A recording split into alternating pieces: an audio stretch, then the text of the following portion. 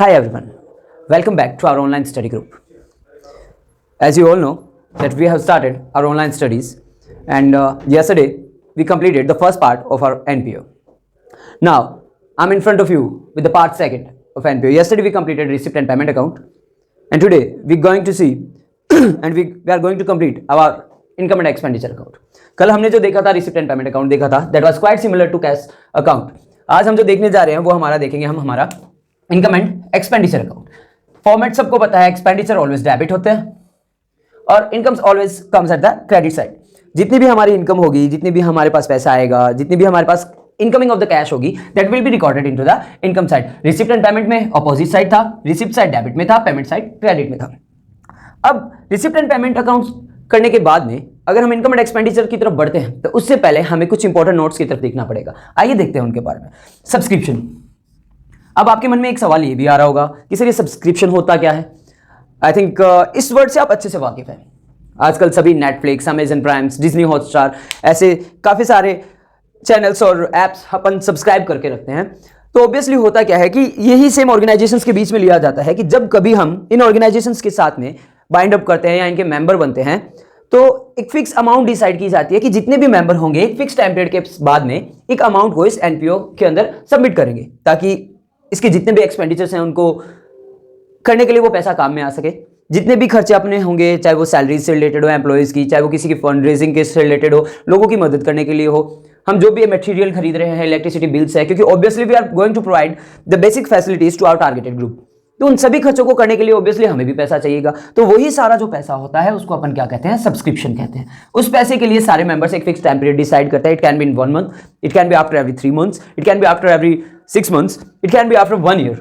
तो ये सारा पैसा जब ऑर्गेनाइजेशन में इकट्ठा होता है तो उसे किस नाम से जाना जाता है, सब्सक्रिप्शन के नाम से. मैं आपको ये इंपॉर्टेंट नोट्स इसलिए बता रहा हूं क्योंकि सब्सक्रिप्शन को हमें ट्रांजिट कहां करना है, रिकॉर्ड कहां करना है. ध्यान रखिएगा, सब्सक्रिप्शन ऑब्वियसली बात है रिकरिंग नेचर है या रेगुलर नेचर है. अब रेगुलर नेचर की अगर बात करें तो ऐसा पैसा बार बार आता रहेगा हमारे पास. हमने जो भी एक टाइम पीरियड डिसाइड किया है उस फिक्स टाइम पीरियड के पास में हमें ये पैसा मिलता रहेगा. अब जब ये रेकरिंग नेचर या रिकरिंग नेचर हमारे पास आएंगे या जब ऐसी इनकमिंग होगी जो रिकरिंग हो या रेगुलर हो तो उनको अपन कहां रिकॉर्ड करेंगे, इनकम एंड एक्सपेंडिचर में रिकॉर्ड करेंगे. As I told you yesterday, मैंने ये कल भी बताया था आपको.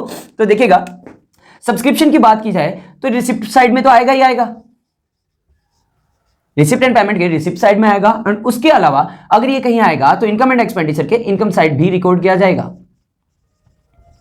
तो पहला इंपॉर्टेंट नोट अपन देखते हैं सब्सक्रिप्शन को. इसको लेकर के काफी सारे कैलकुलेशंस भी होंगे that we will look after second और third part. Life membership fee. अब बात आती है कि सर लाइफ मेंबरशिप फी, ये लाइफ मेंबरशिप फी क्या होती है. लाइफ मेंबरशिप फी के बारे में अगर अपन देखें तो इमेजिन करिएगा, जब एनपीओ का मेंबर बनने के लिए एक फिक्स फी डिसाइड की जाती है. जैसे मैंने आपको कल भी एक एग्जांपल दिया था कि every member has contributed 5 lakh rupees. तो जब कोई नया मेंबर आता है तो उसको कहा जाता है कि भाई आप भी 5 लाख रुपए दीजिए ताकि आप इस एनपीओ के मेंबर बने रहें. अब जब यही मेंबरशिप फी एक फिक्स टाइम ऑफ पीरियड के लिए दी जाती है कि सर आप अगर आप इतना अमाउंट पे करेंगे तो इस अमाउंट के बाद आप हमारे एनपीओ में 1 साल के लिए, 6 महीने के लिए, 2 साल के लिए, 3 साल के लिए आप हमारे मेंबर बने रहेंगे.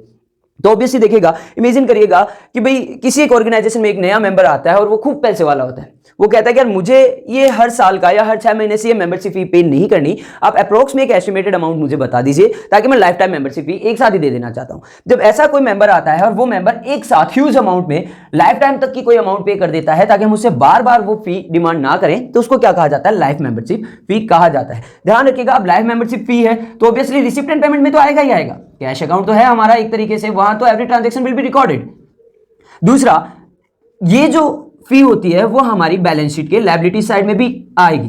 क्यों आएगी? क्योंकि ये देखिएगा, अगर ये 1 साल के लिए रहता तो रेगुलर या रिकरिंग नेचर होता, लेकिन जब इसने ह्यूज अमाउंट में पैसा दिया, इन्हें बल्क अमाउंट में पैसा दे दिया हमें, तो लाइफ टाइम तक हमें उस पैसे के लिए लायबिलिटी बन गई कि हाँ हमें इस मेंबर को लाइफ टाइम के लिए हमारे एनपीओ में मेंबर बनाकर रखना है. नेक्स्ट आता है एंडाउमेंट फंड. एंडाउमेंट फंड इसको एक और भी नाम से जाना जाता है जिसको अपन कहते हैं स्पेसिफिक फंड. जैसे इमेजिन आप में से कोई भी एक स्टूडेंट आगे चलकर इतना बड़ा इंसान बन जाता है कि जिसके पास मोर देन सफिशिएंट अमाउंट में पैसा होता है. जब वही इस एनपीओ तक पहुंचता है और कहता है कि सर एक काम करिए, मैं आपको कुछ पैसा देना चाहता हूं, उस पैसे को आप बच्चों के लिए शेल्टर होम बना दीजिए, या फिर आप बच्चों के लिए एक ऐसी बिल्डिंग बनाइए जहां पर सिर्फ और सिर्फ स्पोर्ट्स से रिलेटेड मटेरियल रखा हो, या फिर गेमिंग जोन बना दीजिए। जब ऐसा किसी स्पेसिफिक पर्पस के लिए कोई भी पेमेंट हमारी एनपीओ के पास आता है तो उस पैसे को क्या कहा जाता है? एंडाउमेंट फंड या स्पेसिफिक फंड कहा जाता है। तो यही स्पेसिफिक फंड हमारा रिसिप्ट साइड भी आएगा और यही हमारी बैलेंस शीट की लायबिलिटी साइड भी आएगा। मैं क्यों बता रहा हूं आपको ये सब चीजें? क्योंकि इन्हीं चीजों के बेसिस पे आपको आपके इनकम एंड एक्सपेंडिचर को करने में हेल्प मिलेगी। जब स्पेसिफिक फंड आता है तो ऑब्वियसली ये P&L में कभी भी नहीं आएगा, और सॉरी टू से ये इनकम एंड एक्सपेंडिचर में कभी भी नहीं आएगा। क्यों? क्योंकि ऐसे डोनेशंस कभी कभार ही एनपीओस को मिलते हैं, जो कभी कभार ही ऐसे रिच पर्सन्स आते हैं जो मान लीजिए ह्यूज अमाउंट में उन्होंने 50 लाख रुपए दे दिए। जैसे imagine a person has donated 50 lakh rupees to our NPO and he has requested that sir please invest this money for making a gaming zone for the kids. तो obviously we are responsible to invest that money to create only about the gaming zone. इसके अलावा हम उस पैसे को कहीं पे भी खर्च नहीं कर सकते। एंट्रेंस फी, अब आप कहेंगे सर जब मेंबरशिप फी आ गया तो एंट्रेंस फी क्या है? अब एंट्रेंस फी की बात करें, इमेजिन करिएगा आप कोई जिम ज्वाइन करते हैं, आप कोई क्लब ज्वाइन करते हैं, आप कोई हेल्थ क्लब ज्वाइन करते हैं, तो सब्सक्रिप्शन या मेंबरशिप फी तो आपको काफी टाइम तक एक पीरियड के लिए रहना पड़ता है, तब तक के लिए मेंबरशिप फी होती है। जैसे ही आपने जिम ज्वाइन किया तो सबसे पहले जो ट्रेनी होते हैं या जो जिम के ऑनर होते हैं वो आपसे क्या कहते हैं कि सर एज ए डेमो या फिर एज ए एंट्री फी आपको एक अमाउंट पे करनी पड़ेगी। तो उसी एंट्री फी के बाद में आपको लाइफ टाइम तक कभी भी एंट्री फी पे नहीं करनी पड़ेगी। आपको याद होगा जब अपन स्कूल्स में एडमिशन लेते हैं तो एक रजिस्ट्रेशन फी हमें पे करनी पड़ती है। तो वो रजिस्ट्रेशन फी अगर हम एक बार पे कर देते हैं तो हमें लाइफ टाइम तक, जब तक sorry not for life time, जब तक हम हमारे सीनियर सेकेंडरीज तक उस स्कूल में पढ़ रहे होते हैं, स्टडी कर रहे होते हैं, तो हमें बार बार उस रजिस्ट्रेशन फी को पे नहीं करना पड़ता। एडमिशन फी कह सकते हैं, एंट्रेंस फी कह सकते हैं। अगर इसको कहा जाए कि इसका ट्रांजेक्शन कहां किया जाएगा तो ध्यान रखिएगा रिसिप्ट एंड पेमेंट में तो आएगा, साथ के साथ ये इनकम एंड एक्सपेंडिचर में भी आएगा। अब आपके मन में एक और सवाल पैदा हो गया, आप कहोगे कि सर अभी तो आप कह रहे थे कि इसको एक बार पे किया जाता है, तो ये इनकम एंड एक्सपेंडिचर में क्यों आएगा? ये तो रेगुलर नेचर हुआ ही नहीं। ऑब्वियसली ये रेगुलर नेचर है। क्यों है? क्योंकि एनपीओ में सिर्फ एक ही मेंबर थोड़ी ना रहना है लाइफ टाइम के लिए। हर बार हर थोड़े समय के बाद एक नया मेंबर आएगा, जब भी फिर उसके बाद एक और नया मेंबर आएगा। ऐसे करते करते हमारा एक टीम, हमारी एक मेंबरशिप बन जाएगी जिसमें काफी सारे मेंबर्स होंगे। तो जितनी बार जितने मेंबर्स आएंगे हर मेंबर से क्या लिया जाएगा? एक एंट्रेंस फी लिया जाएगा। तो हमारा जो एनपीओ के लिए वो तो इनकम बार बार होनी है, वो पैसा तो हर बार जब कभी भी कोई नया मेंबर आएगा, whenever a new member enters at our NPO, he will be charged with the entrance fee। तो हमेशा ध्यान रखिएगा रिसिप्ट एंड पेमेंट में भी आएगा, इनकम एंड एक्सपेंडिचर में भी आएगा। Legacy is the most important keyword of the NPO chapter. अब बात आती है सर ये लेगेसी है क्या? काफी डिफरेंट वर्ड है, पहली दफा सुना है इसके बारे में। तो देखिएगा कि इमेजिन करिएगा किसी एनपीओ में 5 मेंबर्स थे और 5 काफी रिच थे। एक मेंबर जिसने काफी सारे पैसे कमाए, उसने अपनी विल बना रखी थी। इट मींस अपन कह सकते हैं कि उसने अपनी वसीयत पहले से तैयार कर रखी थी, और उन्होंने अपने विल के अंदर ये लिखा हुआ था कि जब कभी मेरी डेथ हो जाती है तो मेरी प्रॉपर्टी में से कुछ हिस्सा कहां चला जाए? इस एनपीओ में चला जाए। तो ऑब्वियसली ध्यान रखिएगा अगर ऐसी कोई कंडीशन आती है कि अगर किसी मेंबर की डेथ हो जाती है और उस मेंबर की प्रॉपर्टी में से कोई भी हिस्सा एनपीओ के पास जाता है तो वो उसको कहा जाता है लेगेसी। ये भी कहां आएगा? हमारे रिसिप्ट साइड में, और अलॉन्ग विद हमारे बैलेंस शीट में भी आएगा। और बैलेंस शीट में भी कौन सी साइड? Liability side. क्यों आएगा? क्योंकि ये भी हमारे लिए क्या बन चुकी है? एक रिस्पॉन्सिबिलिटी बन चुकी है कि इनके पैसे को हमें सही ढंग से यूटिलाइज करना है। नेक्स्ट मैंने लिखा है यहाँ पे पेमेंट ऑफ ऑनरेरियम। अब बात आती है कि ऑनरेरियम, जैसे आपको दिख रहा होगा ऑनर से रिलेटेड ये वर्ड है, HONOUR भी होता है, और अगर कंप्यूटर लैंग्वेज की अपन बात करें, सी लैंग्वेज की बात करें तो HONOR भी होता है। ऑनरेरियम की अगर बात की जाए तो इमेजिन करिएगा हम किसी भी सेलिब्रिटी को इन्वाइट करते हैं हमारे एनपीओ के प्रमोशन के लिए। इमेजिन करिएगा हमारे एनपीओ को 1 साल पूरा हो जाता है and we are going to celebrate the 1 year anniversary of our NPO. पर साथ साथ हम एक ये भी फायदा देखते हैं कि यार किसी भी तरीके से इसको प्रमोट किया जा सके, इसका प्रमोशन हो सके, तो हम क्या करते हैं? किसी एक सेलिब्रिटी को इन्वाइट करते हैं किसी एक फिक्स पर्पस के रूप में कि भाई वो आकर के यहाँ पे परफॉर्म करे। और जब वो परफॉर्म कर रहे होंगे तो बैक स्टेज पे क्या होगा? बैक साइड में उनके हमारे एनपीओ का एडवर्टाइजमेंट होगा। और जब वो परफॉर्म करेंगे या फिर वो लोगों को प्रमोट करेंगे हमारे एनपीओ के लिए, ताकि लोग इसमें डोनेट कर सके, लोगों की मदद हो सके, जो शेल्टर्स है उनकी मदद हो सके, जो नीडी पर्सन है उनकी मदद कर सके, तो उनके बदले में हम उन्हें जो भी अमाउंट उनको पे करते हैं फॉर द ऑनर, उसको कहा जाता है ऑनरेरियम। इसको एक सिंपल से वर्ड में कहें तो ये भी ध्यान से रखिएगा कि भाई इमेजिन करिएगा हमारे स्कूल में कोई भी एक टॉपिक हो नहीं पाया था, या किसी भी सब्जेक्ट की अगर बात करें, अगर इकोनॉमिक्स की बात कर लेते हैं, इमेजिन करिएगा मैक्रो इकोनॉमिक्स के 4 चैप्टर बच जाते हैं और उन चैप्टर के लिए किसी एक स्पेसिफिक टीचर को हायर किया जाता है ओनली फॉर टारगेटेड चैप्टर्स, और उन्हें यह कहा जाता है कि सर आपको ये 4 चैप्टर्स करवाने पड़ेंगे। और उन्होंने ये भी कह दिया कि ठीक है, I am ready to do that, मैं ये 4 चैप्टर करवाने को तैयार हूं। और जब उनको इन 4 चैप्टर को कंप्लीट करने के बदले में जो भी पेमेंट दिया जाता है उसको क्या कहा जाता है? ऑनरेरियम कहा जाता है। ध्यान रखिएगा ऑनरेरियम ऐसे बार बार होते रहते हैं हमारे पास ऐसे खर्चे, क्योंकि ऑब्वियसली हमारे को इनको लाइफ टाइम तक हमें प्रॉफिट भी मिलने वाला है, हमें प्रमोशन भी मिलने वाला है, ठीक है, तो ये भी कहां रहता है, इनकम एंड एक्सपेंडिचर के एक्सपेंडिचर साइड में इसको डिनोट किया जाता है। फिर बात आती है डोनेशन। ऑब्वियसली अगर एनपीओ चला रहे हैं तो donation is the important basic for our NPO and basic need for our NPO, क्योंकि अगर हमारे पास पैसा आएगा तो सिर्फ और सिर्फ कहां से आएगा, डोनेशन बेसिस आएगा। अब डोनेशन को भी अगर देखा जाए तो दो भागों में बांटा गया है, general donation and specific donations.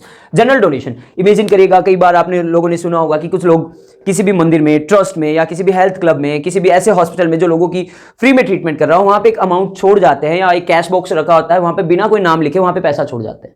तो that is non as general donation, कि आपको बाउंडेड नहीं किया गया कि आपको उस पैसे का क्या करना है। आप उस पैसे को कहीं पर भी यूटिलाइज कर सकते हैं, लोगों की भलाई के लिए, उनके लिए कपड़े खरीद सकते हैं, उनके लिए फूड फैसिलिटीज अवेलेबल करवा सकते हैं, उनके लिए स्पोर्ट्स मटेरियल अवेलेबल करवा सकते हैं, उनके लिए स्टडी मटेरियल्स अवेलेबल करवा सकते हैं। अगर ऐसा कोई पैसा आपके पास आता है तो उसको जनरल डोनेशन कहा जाएगा। और जनरल डोनेशन तो वही रिसिप्ट एंड पेमेंट अकाउंट में रिसिप्ट साइड में और इनकम एंड एक्सपेंडिचर के इनकम साइड में।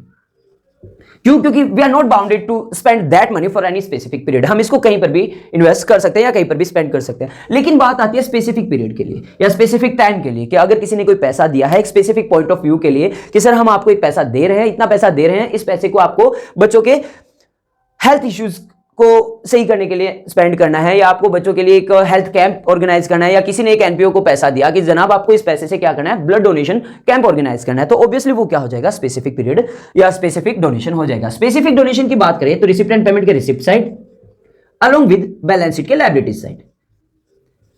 लायबिलिटी साइड मैं पहले भी बता चुका हूं, whenever we are bounded to do and whenever we are bounded to spend an amount with a specific criteria, that thing always will be recorded at the liability side of the balance sheet. Sale of assets, अब sale of assets की बात आ जाती है। अब आपको होगी sir ये asset कहां से आ गई, ऑब्वियस सी बात है एनपीओ चला रहे हैं, बिल्डिंग भी हमने खरीदा है, व्हीकल भी हमने खरीदे होंगे, ऑब्वियसली एसेट्स भी होगी, हमारे पास फर्नीचर भी होगा, हमारे पास इक्विपमेंट्स भी होंगे, टीवी भी होगा, हमारे पास हमारा खुद का फर्नीचर होगा, रेफ्रिजरेटर होगा, वॉशिंग मशीन्स होंगे, कुछ भी चीजें हो सकती है जो हमने हमारे एनपीओ के लिए खरीदी है। इमेजिन करिएगा मैंने एक एम्बुलेंस खरीदी थी मेरे एनपीओ के लिए, काफी साल तक उसको यूटिलाइज किया, काफी टाइम तक उसको काम में लिया, और काम में लेने के बाद अब देखा कि वो काफी पुरानी हो चुकी है। हाँ, ये जरूर बात है कि जब मैंने वैन को खरीदा था तो वो कैपिटल एक्सपेंडिचर था, बिकॉज आई वाज अवेयर कि इस एम्बुलेंस से हमें काफी टाइम तक हमारे एनपीओ को फायदा होने वाला है, क्योंकि हम लोगों की मदद करने वाले हैं उससे। लेकिन जब वो कार पुरानी हो गई या जब वो एम्बुलेंस पुरानी हो गई, हमने उसको बेच दिया, और बेचने के बाद जो भी पैसा हमारे पास आता है तो obviously that will be recorded into the income side and along with the receipt and payment side. और साथ ही साथ में जो वो ऐसा अगर ऐसी एसेट को अगर हम सेल करते हैं तो उसको बैलेंस शीट के एसेट्स में से माइनस कर दिया जाएगा। ध्यान रखिएगा कि इमेजिन करिए हमारे पास 5 लाख रुपए का फर्नीचर था हमारे एनपीओ में से, जिसमें से कुछ फर्नीचर 2 लाख रुपए का फर्नीचर पुराना हो गया था। उस फर्नीचर को इमेजिन करिएगा हमने 1 लाख रुपए में बेच दिया था या 50,000 रुपए में बेच दिया, तो ऑब्वियसली हम उस फर्नीचर 5 लाख के फर्नीचर में से 2 लाख रुपए का फर्नीचर माइनस कर देंगे। 50,000 रुपए या जो भी पैसे हमें रिसीव हो रहे हैं वो रिसिप्ट एंड पेमेंट अकाउंट के कैश साइड में या रिसिप्ट साइड में आएंगे, along with the income side भी आएंगे।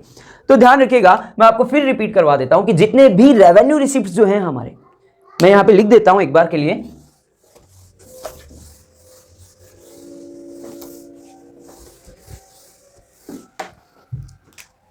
रेवेन्यू रिसिप्ट, रिसीट्स भी कहा जाता है इन्हें। रेवेन्यू रिसीट्स यानी ऐसी रिसीट्स जो रेगुलर नेचर में हो, जो बार बार हमें रिसीव हो, जो रिकरिंग नेचर में हो, रेगुलर और रिकरिंग, जो में हर थोड़े वक्त के बाद हमें रिसीव होती रहे। जनरल डोनेशन आ गया, कोई भी नॉर्मल डोनेशन हो गया, ठीक है, ऐसा पैसा जो बार बार आता रहे, बार बार हमारे पास इनकम के रूप में। सब्सक्रिप्शन भी इसी का हिस्सा है, मेंबरशिप फी भी इसी का हिस्सा है, एंट्रेंस फी भी इसी का हिस्सा है। तो ये जितने भी रेगुलर रिसीप्ट्स होंगे रिसिप्ट एंड पेमेंट में भी आएंगे, अलोंग विद ये कहां आ जाएंगे, इनकम एंड एक्सपेंडिचर के इनकम साइड में इनको लिखा जाएगा। अगर कोई रेवेन्यू एक्सपेंडिचर है, अगर वो खर्चे जो हम रेगुलर कर रहे हैं, बार बार जिनको हमें करना पड़ता है हमारे एनपीओ को ऑपरेट करने के लिए, उसको रेगुलेट करने के लिए, उसको एग्जीक्यूटिव में रखने के लिए, एग्जीक्यूशंस में रखने के लिए, सैलरी देना एम्प्लॉइज को, इलेक्ट्रिसिटी बिल्स पे करना, हेल्थ इक्विपमेंट्स के लिए एक्सपेंडिचर्स करना, मेडिसिन अवेलेबल करवाना, छोटे छोटे स्पोर्ट्स मटेरियल अवेलेबल करवाना, और वाटर बिल्स हो गए, टेलीफोन बिल्स हो गए, कम्युनिकेशंस बिल्स हो गए, तो ये सारे खर्चे कहाँ आ जाएंगे, हमारे एक्सपेंडिचर में आ जाएंगे। अगर इसके अलावा 2 कीवर्ड्स और भी है हमारे पास, जिसको अपन कहते हैं कैपिटल रिसीट्स, और इसके अलावा होता है कैपिटल एक्सपेंडिचर्स। मैं नॉर्मल से और इजीली 2 वर्ड्स को आराम से समझाना, एकदम आसान से समझाना चाहूंगा। कैपिटल रिसीप्ट्स की अगर बात की जाए तो वो अमाउंट, वो पैसा जो हमें लंबे टाइम तक संभाल कर रखना हो, या जिसके लिए हम बाउंडेड हो चुके हो, या जिसके लिए हमें स्पेसिफिक एंड डाउन कर दिया गया हो कि जनाब आपको इस पैसे को एक स्पेसिफिक पीरियड की तरफ ही खर्चना है या आपको एक स्पेसिफिक इवेंट की तरफ ही स्पेंड आउट करना है, तो वो हमारी कैपिटल रिसीट्स हो जाएगी। कैपिटल एक्सपेंडिचर्स की बात करें तो नॉर्मल से वर्ड में कहूं तो कैपिटल एक्सपेंडिचर ऐसे एक्सपेंडिचर जिनसे हम हमारी एसेट्स खरीदें। एसेट्स क्यों? क्योंकि एसेट्स हमें काफी टाइम तक यूटिलाइज होती है। हमने जैसे एम्बुलेंस का मैंने अभी एग्जांपल दिया था, फर्नीचर खरीद लिया हमने, इक्विपमेंट्स खरीद लिए हमने, और काफ़ी सारी चीज़ें हैं ऐसी, मशीनरीज हमने खरीदी, कोई लैंड एंड बिल्डिंग खरीद ली हमारे एनपीओ के लिए, कोई प्रोमाइसेस खरीद लिया जिसके अंदर अपन ये चाहते हैं कि आगे बढ़कर हम हमारे एनपीओ को थोड़ा और अपग्रेड कर सके और फैसिलिटेट कर सके। तो ऐसे एक्सपेंडिचर्स जो लाइफ टाइम तक हमें काम आने वाले हैं या काफ़ी सालों तक हमें काम आने वाले हैं, इनको अपन कहाँ दिखाते हैं? बैलेंस शीट में दिखाते हैं। और बैलेंस शीट में भी कौन सी साइड? Asset side. तो मैं आपको दोनों चीजों के बारे में बता चुका हूं, इनकम एंड एक्सपेंडिचर के बारे में बता चुका हूं, बैलेंस शीट के बारे में अपन ब्रॉडली आगे बात कर लेंगे। बट अभी जो इनकम एंड एक्सपेंडिचर है वो आपके लिए इजी टू कन्वर्ट रहेगा, इजी टू क्लियर रहेगा, आप इजीली इन क्वेश्चंस को कर भी पाएंगे।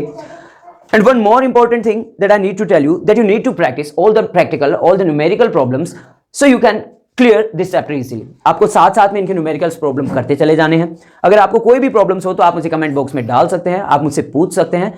And one important message that I would love to give you कि अगर आपको मेरी क्लासेस या आपको ये जो अपन ऑनलाइन क्लासेस चला रहे हैं आपके लिए हेल्पफुल है, आपके स्टडी ग्रुप के लिए, प्लीज लाइक करें, कमेंट करें, सब्सक्राइब करें एंड शेयर करें। And one more important thing, this corona is running on, stay home, stay safe, have a great day, thank you.